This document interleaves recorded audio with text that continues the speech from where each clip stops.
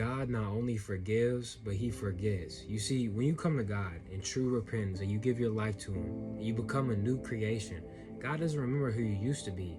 He sees you and he sees Jesus in you when you accept him as your Lord and Savior. He doesn't remember the past. He knows you and loves you for who you are and even who you were. As it says in the word, for while we were still yet sinners, Christ died for us. Even then he loved you. And he knows exactly who you're going to become to be. And he wants you to be the best version of yourself.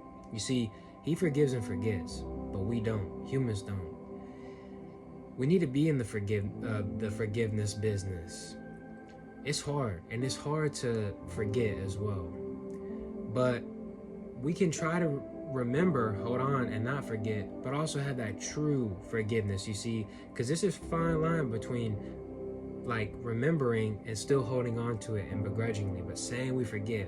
But that powerful act of forgiveness that God gave towards us and his sacrifice while we were still enemies should show us, be an example to us of how we should treat our fellow man, our friends, our family, whoever, strangers, you know what I mean? Because God lived by example through the person of Jesus. You know, the word became flesh, and he was setting the example of how we should live out for each other and treat each other. And so the word of today is Isaiah 44:22. I blotted out as a thick cloud thy transgressions, and as a cloud thy sins. Return unto me, for I redeem thee. See, God knows even what you've done, and he's asking you for the return.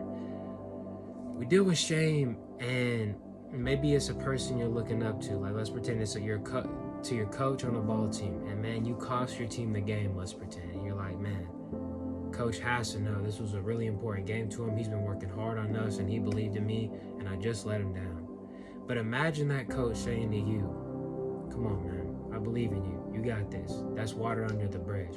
Let's go on. You're redeemed. Let's move on to greener pastures. That's exactly what God does for us. And that's amazing. I love this verse right here. This is definitely one of my favorite verses of all time because it's just so powerful, so full of love. And it's an example to us to forgive and forget. Just like God did for us. Move on, man. And it's for you and for them, no matter what the deal is.